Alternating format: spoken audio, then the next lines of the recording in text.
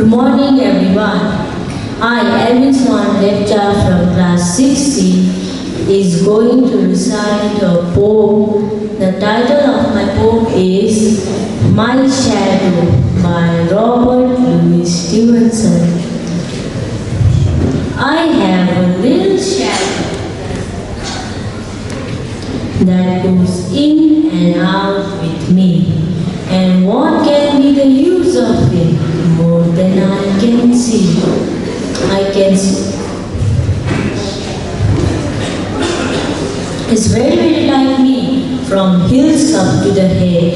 And I can see him jump before me when I jump into my bed. The funniest thing about him, the way he likes to grow, not at all like proper children, which is always very slow. For he sometimes shoot up taller like an India rubber ball, and he sometimes gets so little there's none of him at all.